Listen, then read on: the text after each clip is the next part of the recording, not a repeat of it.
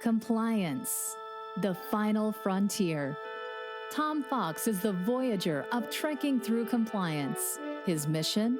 To explore the original series and seek out and share what it can teach you about compliance. Here's your host, Tom Fox. Hello everyone, this is Tom Fox. I would like to welcome you to a special encore series of Trekking Through Compliance. This series will focus on the 2020 television show Picard. In this series, I'm joined by Megan Dougherty. Megan is co-founder and partner at One Stone Creative, a podcast production firm. Megan is a Star Trek aficionado, although a Voyager Star Trek aficionado. And as all of you listeners know, I'm an original series aficionado. Nevertheless, we both love Jean-Luc Picard, and we are going to explore the lessons learned and the shows and our love for Star Trek in the context of Picard. So sit back and enjoy this special presentation from Trekking Through Compliance. Hello everyone, this is Tom Fox, and I am back again with Megan Dougherty, co-founder of One Stone Creative, and on our special multi-part series on Picard's television series on a special series of Trekking Through Compliance.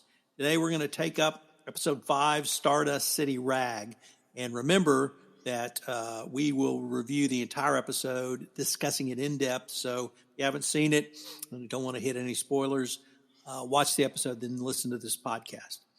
In this episode, in a flashback, we see 7 of 9 mercy killing Icab, a former fellow Borg drone saved by Voyager after his Borg implants have been ripped out by a black marketeer, Jaisal, or something close to that name. In the present, La Serena arrives at Free Cloud, where Raffi discovers that Maddox is being held prisoner by the same Jaisal, who intends to sell him to the Tal Shiar. Picard's crew plans to recover Maddox by staging a prisoner exchange with 7 of 9 and her Borg implants as the bait. When Jaisal recognizes 7 of 9, 7 of 9 drops the charade and reveals her true intention to kill Jaisal to avenge Icab. Picard persuades 7 to relent, and Maddox is safely recovered and beamed to La Serena. Afterwards, 7 returns to Free Cloud and murders Jaisal without Picard's knowledge. In the sickbay, Maddox tells Picard he knows about Soji and Daj, explaining that he sent them to Earth and to the artifact, or the Borg cube, in order to discover the true motivation behind the synthetics ban. After Picard leaves them alone, a Jurati tearfully murders Maddox in a move called by Megan, I think in episode 1. Saying, if you had seen what I saw. Meanwhile, Raffi tries to reconnect with her estranged son, Gabriel, who is married to and expecting a child with a Romulan woman. In a pretty tender and touching scene, she is rebuffed and returns to drinking and drugging on La Serena. So, Megan, lots going on in this episode. Very intense. Mm-hmm. I hope for all the Voyager fans out there, for all the TNG fans out there, you caught all of the references, because it got deep, and it got deep in a hurry. And I didn't know if we should start or end with this, but I'm going to start with it because I found it so poignant. Near the end, a short exchange between Picard and 7 of 9, where they both talk about regaining their humanity and regaining it having been Borg drones. So what was your take on that? I love that, because, being a Voyager fan, there was so much of 7 learning to be a human.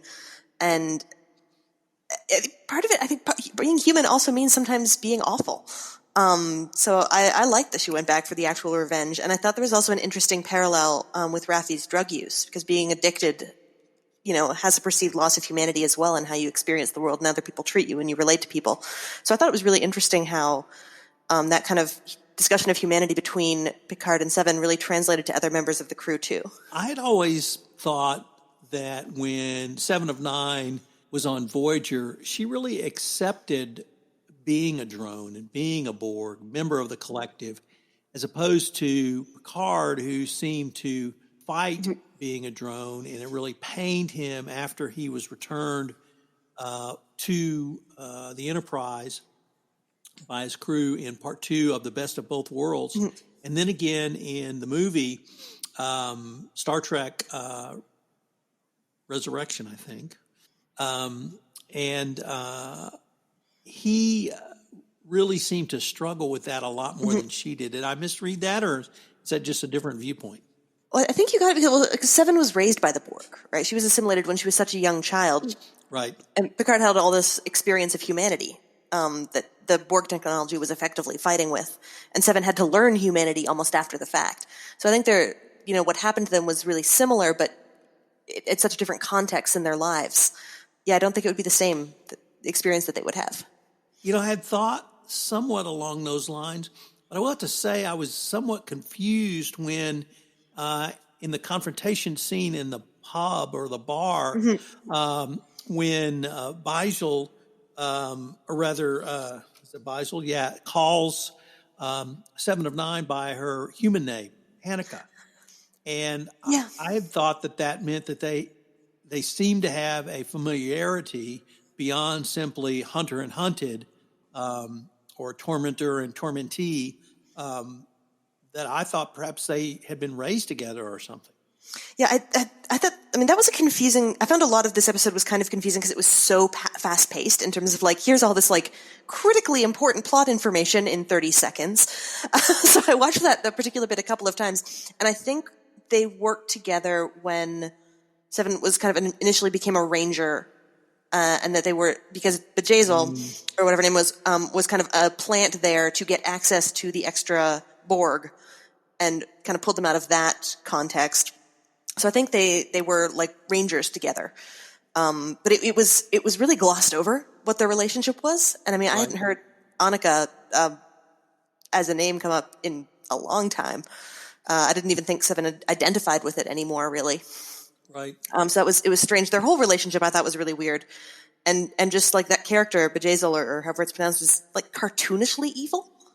Right. It wasn't like your normal run-of-the-mill Star Trek evil. This was cartoonishly violent and criminally evil. It was like a Batman villain more than a Star Trek villain, which I thought was kind of weird. So why don't you give our audience the backstory on 7 of 9 and Annika? Okay, so at some point in Voyager, I can't remember exactly when, the crew runs into some very young Borg. So they were Borg that had been assimilated as they were children from whatever species they were. And 7 of 9 kind of led their return to humanity, acting kind of as a surrogate mother figure to them. And she developed a particularly close relationship with Icheb, who was a brilliant astrophysicist.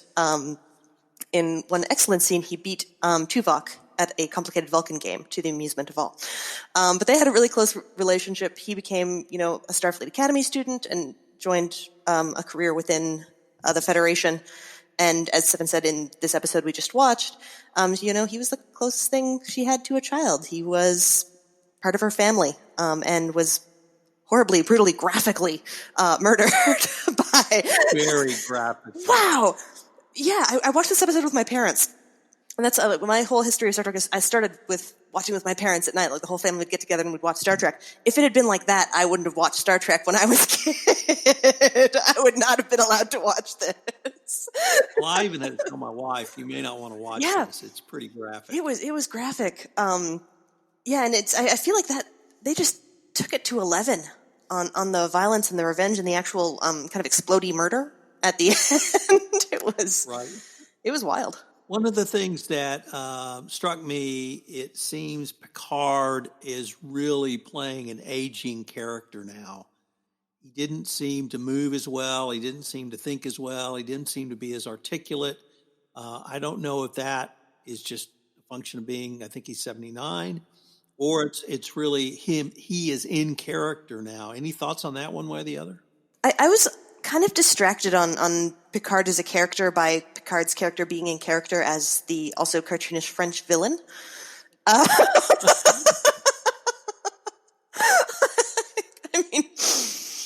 live in Quebec, right? So I have a fair amount of experience with various French accents, and that was something else. It seemed like it was a bad screenwriter's dream of a bad French accent. It was, as an actor, I think he had so much fun with it, and that was kind of cool. Right. But right. as a character, it was almost kind of, given what he's been through, his interactions with Seven almost had kind of it seemed like a misplaced idealism. He's like, we've got to regain our humanity and be optimistic and strive for the highest, all these kind of traditional Starfleet Federation goals. After the 14 years that have just passed, and even the last 5 episodes that have just passed, have completely proven none of that to be accurate or useful. So I don't know. It was maybe kind of a wishful thinking, but I thought it was a kind of a strange choice. The other thing that struck me is I can't recall the length of time that Picard was assimilated, but it was just a matter of days. Mm-hmm. And obviously 7 of 9 was years. And he seems to have, if not more angst than her, certainly a huge amount of angst that he has not processed at all and still struggles with to this day. That just seemed to me to be just out of balance. I'd agree with you there. Maybe an ego issue. How could it possibly happen to Picard, famous throughout the Federation, as opposed to, an innocent small child with very little personal power? So from that, it might have actually been kind of emotionally worse for Picard, who knew what he was losing, compared to a child who had no idea. What were some of the highlights for you, Megan? Absolutely loved the Rios and Raffi chemistry. I thought it was adorable, especially right at the beginning. The cookie scene, when we were kind of learning about Agnes's or Dr. Jurati's relationship with Maddox. I'm so there for the make your own cookies party, because Replicated could not possibly be as good. Tons of respect for that. Free Cloud as a place I found was really, really fascinating. It was like the Cayman Islands or Vegas of space. So I thought that was really, really interesting, especially kind of the hologram pop-up ads. Those were super cool. Right. And I did really, really enjoy being right about Jurati. Let's say that. Okay. What about yours? What were your highlights? Well, these are some of the cookies that I picked up on in the movie. And by cookies, I mean references to prior. Okay. There were a lot. There were a lot of those. I have to say my favorite was the reference to the Breen and Quark. Mm-hmm. The Breen are just some badass dudes, and apparently Rios helped Quark with a Breen problem. We don't know what that was.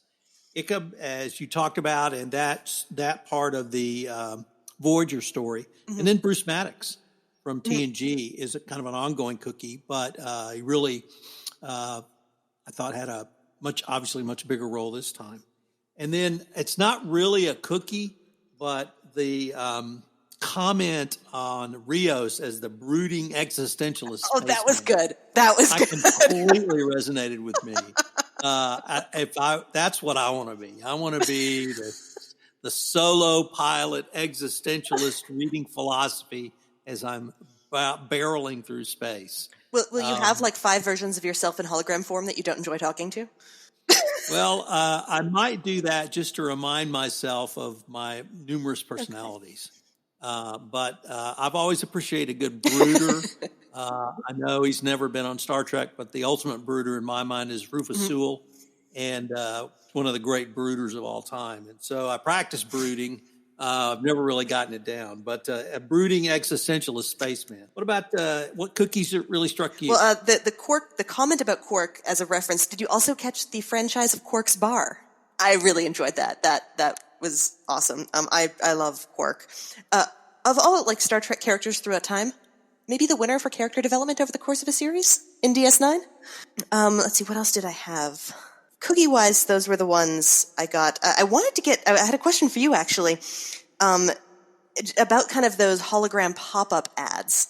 What kind of information do you think would have to be collected or available about someone to get a personalized, to your taste, hologram pop-up in public in front of other people on a starship like that? Well, actually, I thought with the ship, it was pretty straightforward.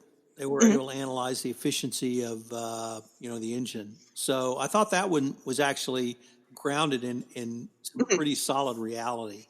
As they moved to the individuals, that made me wonder if they were running some sort of retinal or mental scan, or perhaps that information is available digitally. And when you have to declare the crew aboard a ship, I assume they have to declare a crew. Oh, yeah, that makes sense. That would pull that data. Because, I mean, you go to London, I get a Facebook ad saying, have you tried these restaurants in London? Because I'm geotagged. So I just thought that was a kind of an extension of where we are now. That's fair. I think the last this probably isn't really like an Easter egg or a cookie, but Eleanor. I thought in this one he was kind of being like the character who has no idea really what kind of cultural context he's gotten himself into, which I think has been in a lot of series. So like Data was the character who had no idea what was going on, and we got to kind of put ourselves in the fish out of water.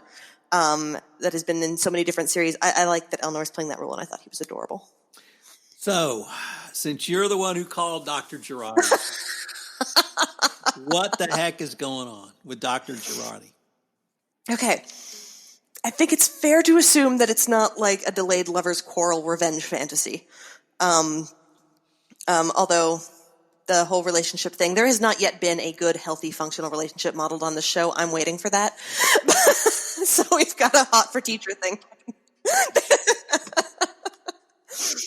Okay, so I would not have guessed this before because I thought, initially she was maybe turned or was going to be acting against her, kind of a secret agent.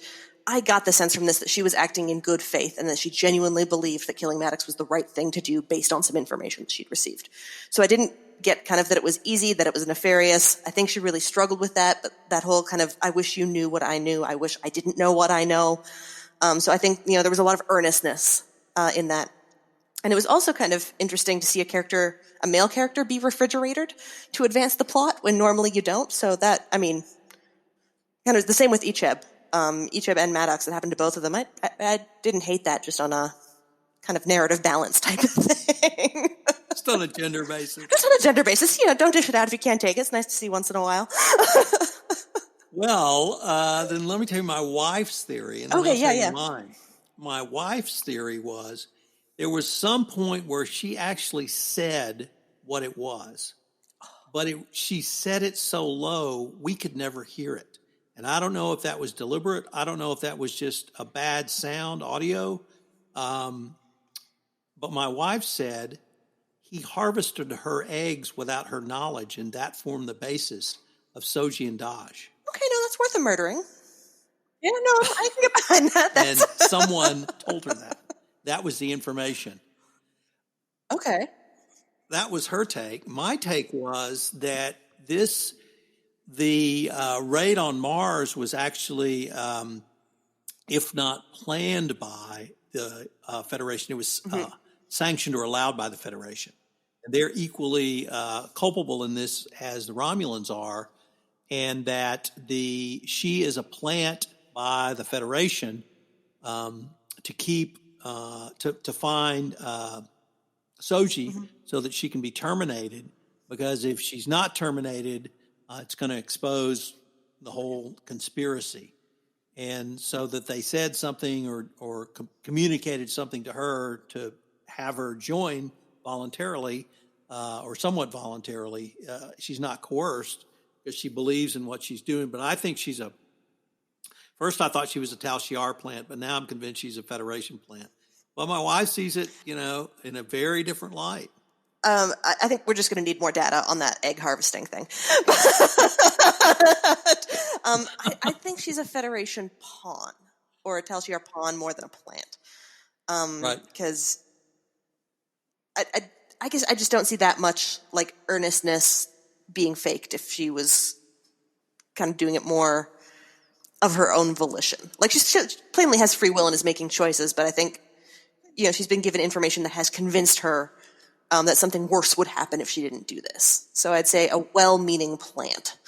So what about when 7 of 9 murders her tormentor? I think it would have been a lot more nuanced if the Jaisal character wasn't so like exaggeratedly, irredeemably evil. Like it didn't seem like a moral quandary of any kind to get rid of this horrible character. So, I mean, it seemed like a really reasonable thing to do, and I don't think it really advanced Seven of Nine's character in any significant way. It just seemed like if someone is going to be like harvesting parts out of a body without anesthetic, there's no profit motive for that. So I thought it just didn't ring true to me in any real way. And I mean, from like a Star Trek concept, a murder like that is uncommon. But from a your actions have consequences standpoint, completely it tracks. I was surprised when I saw it the first time and it happened. Definitely surprised, particularly after that long kind of chat with Picard. I really thought she was going off back to being a ranger. I'm sure she will, but she definitely took care of business. She took care of business, and I think, I mean, I really liked what she said about kind of wanting to protect Picard. And maybe this kind of plays into what you were saying earlier a little bit about Picard kind of being, older and a little more vulnerable, and now kind of, rather than being the main actor and the protector, people want to protect him and kind of preserve his hopes. And so I thought it was kind of sweet that she wanted to leave him out of the unpleasant reality of cold-blooded murder. The other thing I really liked was when Jurati and Rios asked Jurati, who is this woman? And then it turns out everyone had heard of Seven of Nine as the Borg Ranger. From the Delta Quadrant. From the Delta Quadrant, which I thought was extraordinarily cool. Oh, seeing Rios dressed up, in that ridiculously flamboyant outfit, the feather in the cap line was really funny, I thought. The pimp outfit, absolutely. The pimp outfit, yeah. A lot went on in this episode. It was, I thought, emotionally a roller coaster. The murder of Maddox at the end, I thought was pretty gut wrenching. The opening scene was graphically gut wrenching. The Vut character, I'm glad there are not more of those guys around. Because he not only can sniff out who he doesn't like, but he terminates them on a whim. So he was a pretty formidable character. Action-wise, once again, I thought was great. And I thought the storyline really started really speeding along. I agree with you. I think, for my taste, it went just a little faster than I would have liked, because I think maybe I'm a character watcher, so I think a little more time for people to chew over things would have been helpful. But yeah, it was really exciting. I'm really excited to see what happens next. Well, because I have no idea what's going to happen next at this point. Like, I assume they're going to go find Soji, but so many wing turns have just happened that I have no confidence in what I think is going to happen next. I hope Seven comes back. Well, I will only tell you it gets better. Okay. Do we get to see Riker yet? Are we at the Riker part? I'm not going to say. Okay. We're not going to double spoiler. Just spoiler on this episode. Well, Megan, I greatly look forward to episode 6 and enjoy it. Me too. Thanks, Tom.